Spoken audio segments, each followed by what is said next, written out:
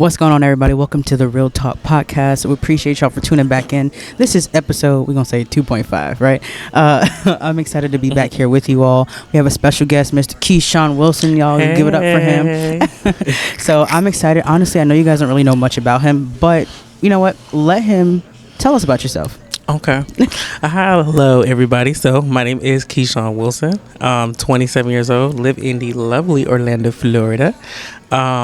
Pretty much some things to describe me real quickly. What we about to talk about real quick. Started a phenomenal nonprofit organization called Keysurvived Incorporated. I absolutely love this organization because what it stands for and behind what I really feel like is my why, which I'm really going to dig into. Some things about me. I'm truthfully and just really enjoying life, being grateful for like really the small things. And yeah, I'm really excited for this conversation with the Real Talk. That's awesome.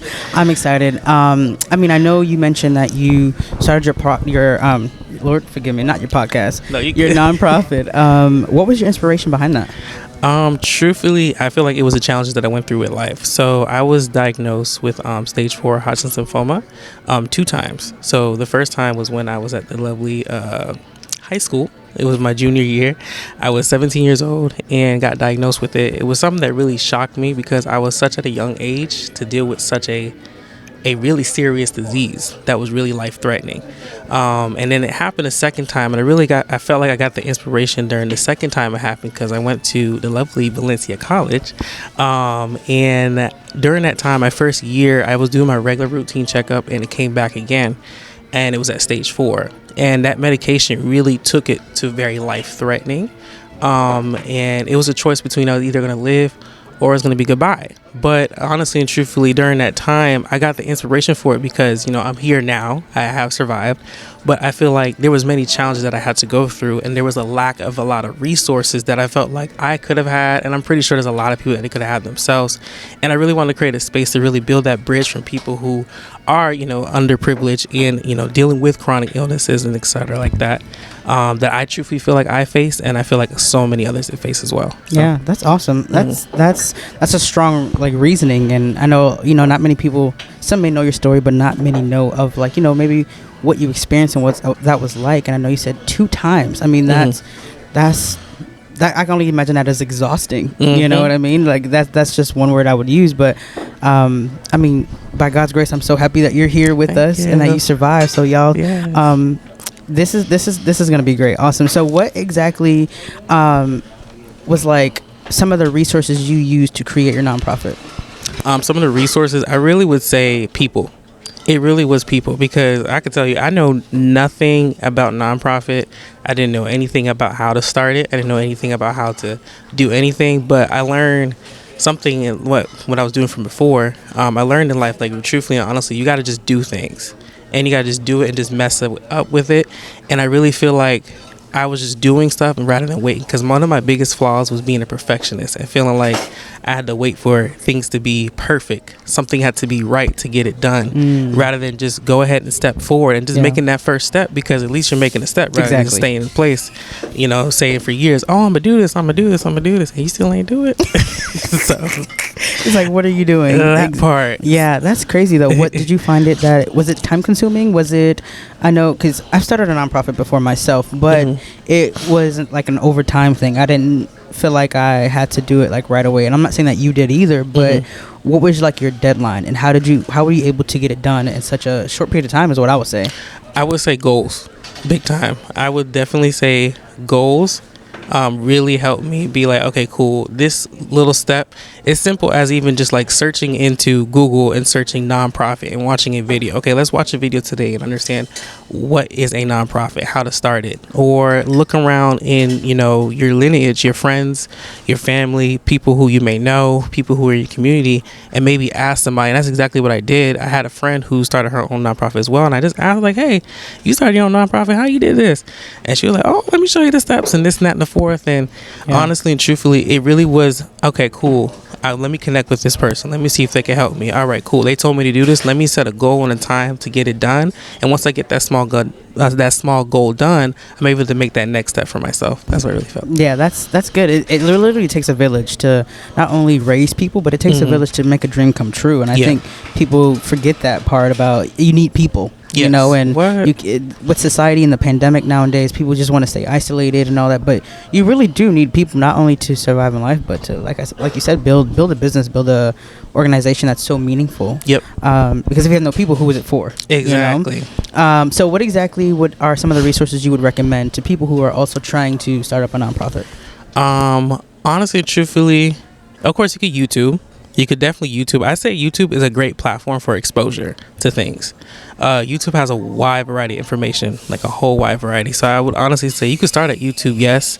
You could really, truthfully, honestly connect and see if they have, because I know I'm part of right now a nonprofit minority association within Orlando. See if you just search up, nonprofit groups, even on social media, etc. Or maybe you find a nonprofit that is local to you and contacting them and saying, hey, is there a way I can get in contact and understand how can I, start with that process? That's exactly what I did. I was just like, okay, cool. Let me just ask this person. Let me just step out my comfort zone and just dive into that. And I really feel like that's what really helped me get it started. That's good. Mm-hmm. Taking that step was needed. What? Yeah, stepping out of your comfort zone. I know.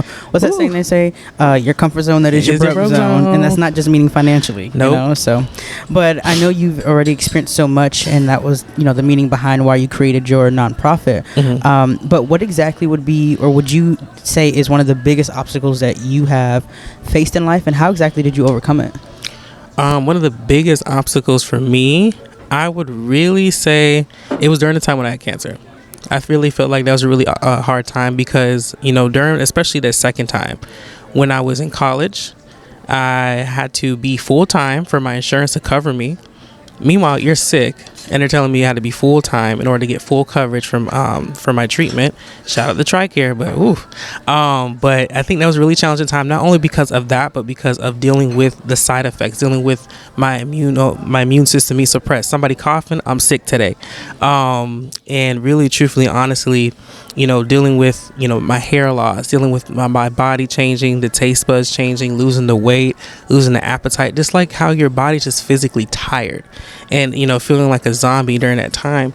And I really feel like I tapped into with the mind. I didn't even realize what I was really tapping into until I got awareness of what it was and really seeing the power that I have from within. Because during that time, I would say when I was in Gainesville, Shands Hospital, I was doing a stem cell transplant during that time. And I remember calling a pastor of a church I was going to, and she was telling me, start listening to, gospel songs and start speaking things positive towards your life. And I've always thought about me, okay, cool, you're going to walk outside and you're going to breathe and just imagining those certain types of things.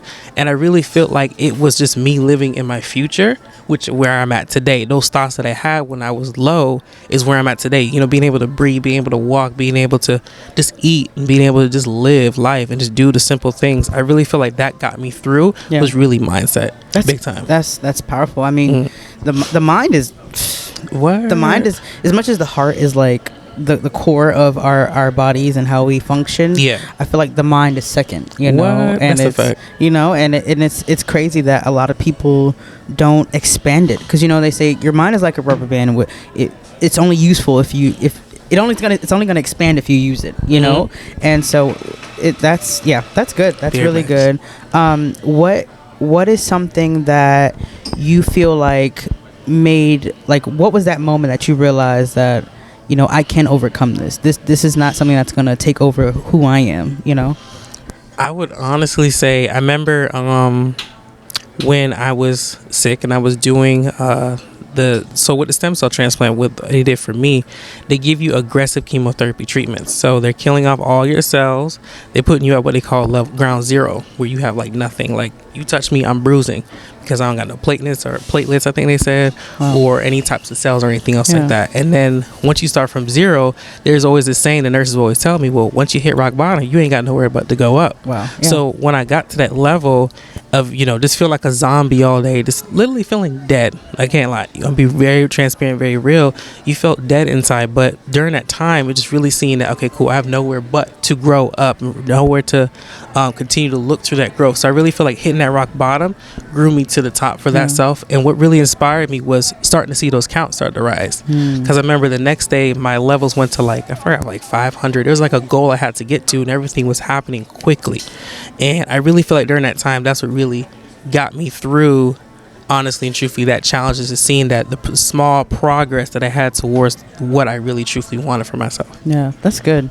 Yeah, that's good. Yeah. So with everything that you've experienced and maybe are currently experiencing in life, whether it's medical, physical, mental, emotional, who would you say are like 3 people who have influenced you and the way you make your decisions in life? Oh, that's a good question. Okay, questions. Who influenced me? Truthfully, honestly, I would definitely say my parents. Big time. Facts. Shout out to parents. Yes, big time to parents. Friends such as yourself, because you have been there during my second time. Appreciate you. And I really say friends, as in friends. But truthfully, honestly, when you have the right people around you who pour into you, that really helped me grow. So I would say friends as well. Yeah. Another thing that really influenced me, I would probably say definitely just looking at the positive aspects in life, just like literally seeing, people being healthy, people being able to just live, and I felt like that's something that really carried me through that as well. And yeah, I would honestly say that friends and family, I really felt like got me to a next level, truthfully and honestly, during that time. Really. Yeah, that's good. I mean, you need people. Yes. With everything that you have, how do I say this? You've been going through, and that you have overcame and achieved, including your business, out just in life in general. Did you find it difficult to build relationships? Honestly, when I first got into like starting to really understand how to build a relationship, I felt like it was a challenge, because I felt like it was a certain type of way you had to do things. And I realized like really building relationships, it's just like having a simple conversation like how we're having right now. Yeah. And just understanding, a person. Like, let's say if you want to build a relationship with this person because they may have something that you may want. And I've learned like not to like throw it at them at first, but to get to know a person, maybe get to know the human being that they are. Because I really feel like everybody, values in being seen and being heard and things like that. So I really feel like, building that relationship is really truthfully being in front of that person and, just asking, hey, where are you from? What do you like to do? Or what do you do? Or complimenting a person and stuff like that. And just really getting to know a person. I really feel like that builds trust. And once that builds trust, you'd be able to continue to grow that relationship. Yes, I agree. Did your I don't know if this is a topic that you're comfortable with, but did your identity affect how you built relationships and how you identify in this world? Oh, that's and if you don't mind, do you mind telling the people so they respectfully know? Okay. Okay. I like that question.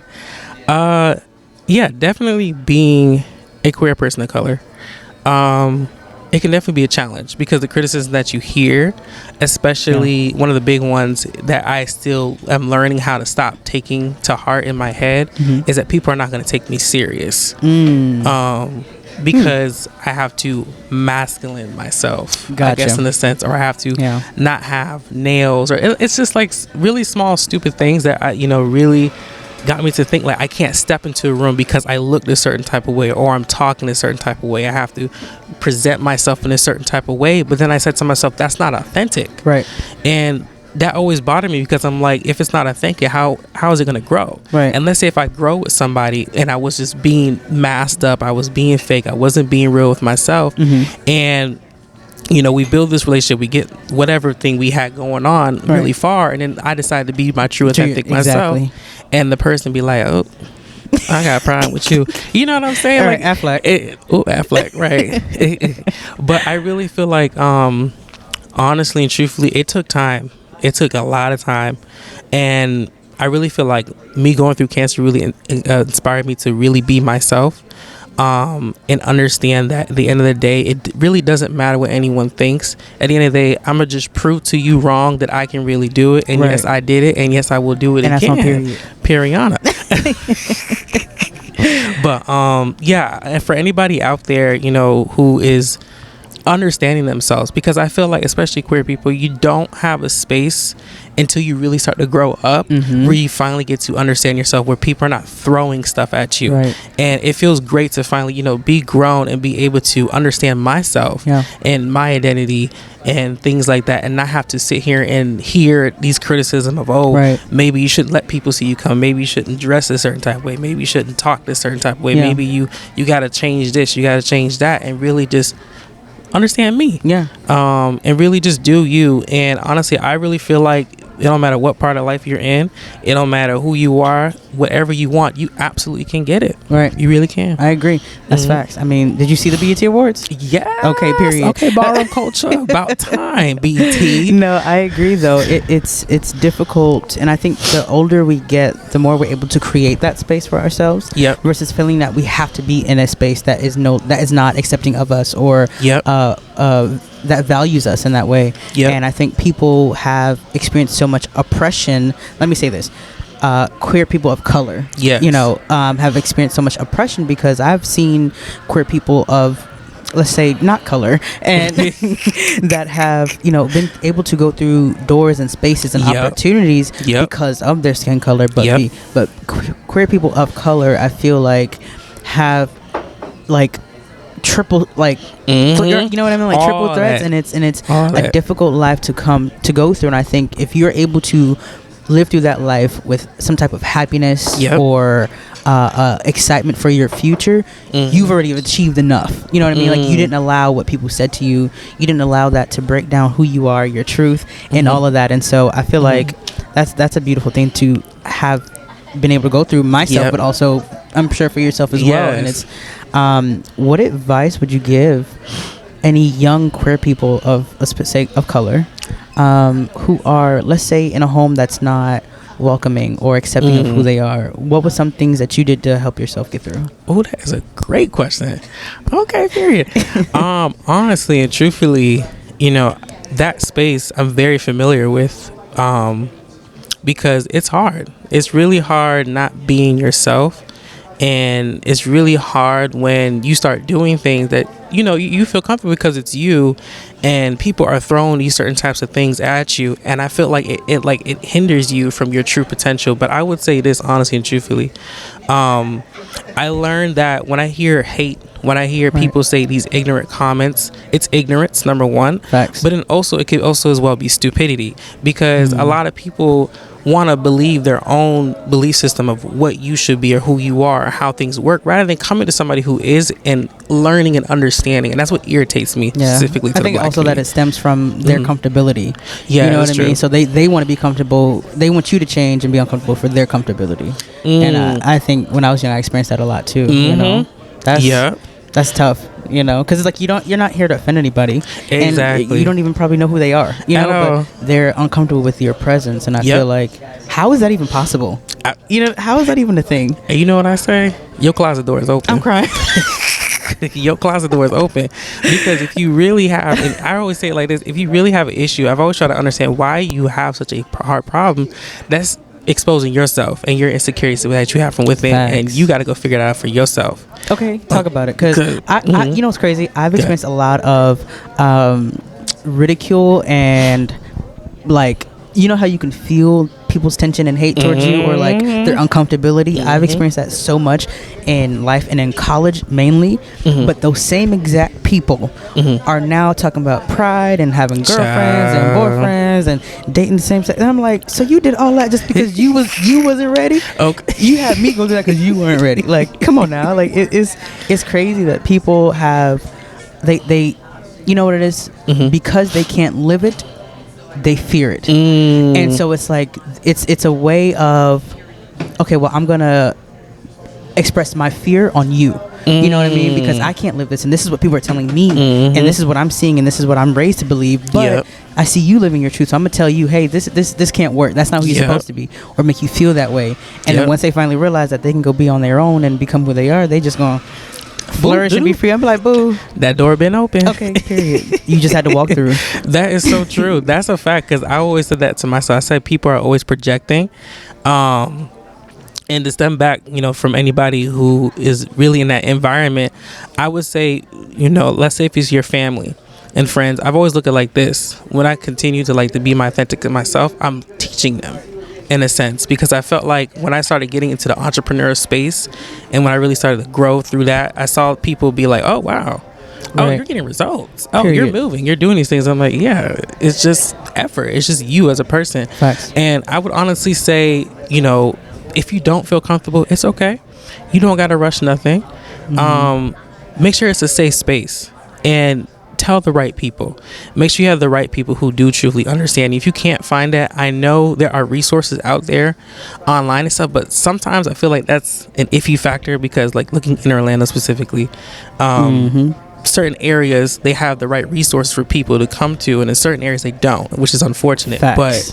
I would say make sure you can talk to somebody who is really that you feel comfortable with, that is safe to have somebody to understand who you are. Definitely, that's important. I think that's where friends come in handy. And because I'm not gonna lie, at first the way I was raised, I was definitely way more comfortable telling people who I knew.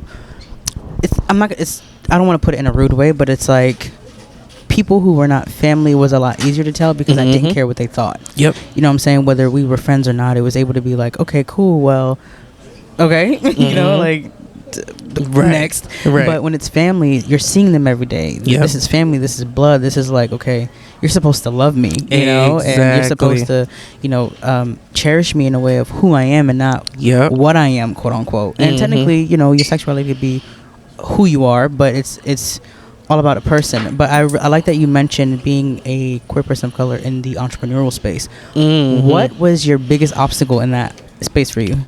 I really felt like it was getting over the fear of being judged.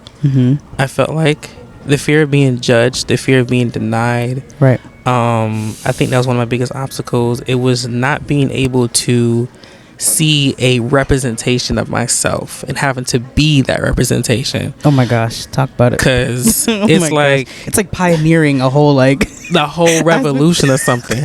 Because it's you're looking for somebody who's in that space and where you're at, and but you have to be that person. Exactly. And you may have people who are, but maybe they're looking at you. Exactly. It's kind of weird. I think it was a standard you had to have. You can be queer, but you had to be of you couldn't be messy, you couldn't be extra, you had to be what's acceptable to society kind of queer. You know what I mean?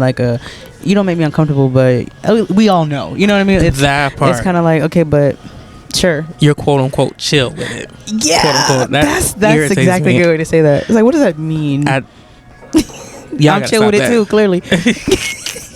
Same, but it irritates me because I'm you have people who are extroverts, people who are just people person, who are loud, who are talkative, and people may oh, you being extra. No, they're just being themselves.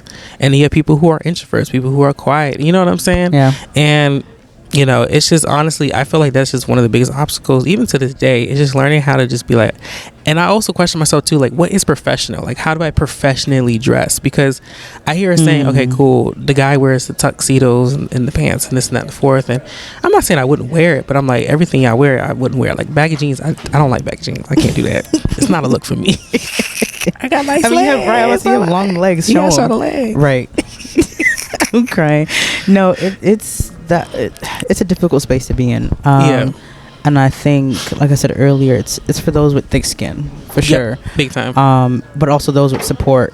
I think it would have been difficult for us because for those of y'all who don't know, we were in business together in the entrepreneurial space, and we are both queer people of color, and so it's weird to have. It's you kind of know those people who are also queer people of color in that space, but who refuse to accept that or to embrace that, which is their choice, which is completely fine. But at the same time, for those of us who chose to live in our truth and say, you know what, well, this is who I'm going to be, I'm going to show them who I am, and whether you want to do business with me or not, that's going to be up to you. And when we started having success, it was kind of shocking to people, oh my god, wow, they're really doing it. It was yeah, we're people, and we have great business skills and we have great social skills, and it all coincided together, and I think people, the more success we had, the more people forgot that we were even queer. You know what I mean? And it was kind of just like, you know, people in church spaces wanted me to come. I'm like, what? Like, okay, church.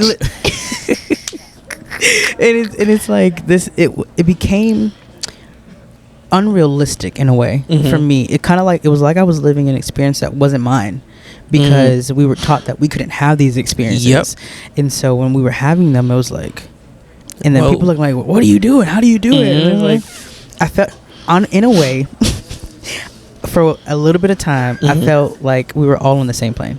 Just for a little bit, like, and then you get back to reality and you're like, okay, no, this is, never mind. This is no, for real. You know what I mean? Like, this is what it is. Okay. So, and then I don't know, but it was a great experience for me. I loved it. I think it made us better in who we are as people. Absolutely. Business and just in ourselves. Yes. That what's something you would give advice as a person who's trying to become an entrepreneur, who's also a queer person of color? That's a great question. I would definitely say, number one, just do it.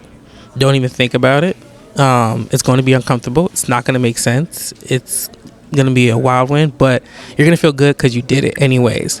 And I would say, even though sometimes it was a challenge, you know, to really looking to see who is that person in that space to look for, see if you can look into that space and see if you can find people in the entrepreneur space. Maybe you have like, let's say, you know, I know here in Orlando they had an organization where I know it was like age 18 to 24. It's like I think it was a Zebra Coalition. That's what it was. Okay. Where you can come up and it's like a little group for LGBTQ plus people, and to meet and just to talk and just to get to know each other and really connect with people. Maybe if you're in college, I know for me, I made sure I immediately joined the GSA, and that really helped me expose to understand, you know, people and really understand, okay, cool, maybe there's somebody else who is like me who has the same type of goals and stuff that they want to have. So that can definitely help you. That's awesome.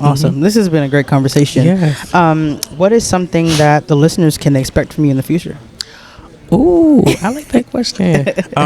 You could definitely expect more from Keysurvived. It's just only the beginning. We finally are like an official nonprofit organization. Yeah. About time. Come and tell you, it was a challenge. It was a challenge. That's good. But you overcame it. So that's that good. Part. You're right. Definitely looking more towards that. With Keysurvived, finally doing the program. Finally stepping into the light and putting in action and seeing things start to work. So definitely looking a lot more into that, and just seeing me continue to thrive and continue to inspire. I took like a little break for myself, but I'm definitely ready to get back into the world, as you say. That's good. Get back in the social media light, and just to continue to show people that it's okay to be you, and you will get anything you want. Exactly. That's facts. Where can they find you and Keysurvived Foundation on social media? On social media, so for myself, IG is Key_Shawny, so KEY_SHAWNY. You can find on Instagram. Facebook is just Keshawn Wilson. I'm also on TikTok. I think it's Keyshawn. No, it's Keyshawny. It's Key_Shawny on TikTok. And then for my organization, you can find it on Instagram as Keysurvived. You can also find it on Facebook and our lovely website, www.keysurvived.org, to learn more about us. Period. And yeah. That y'all go give a follow, a like, a share, or go to the website, visit the website.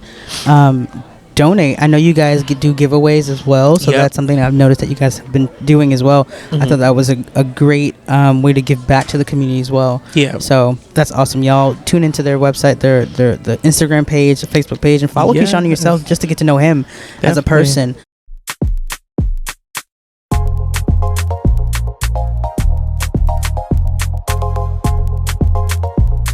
And my last question to you is, what exactly is the realest thing somebody's ever said to you? Oh, that is a great question. The realest thing somebody told me. Honestly and truthfully, the realest thing is just doing it. I really feel like it was real because for me, one of my biggest flaws is perfectionism.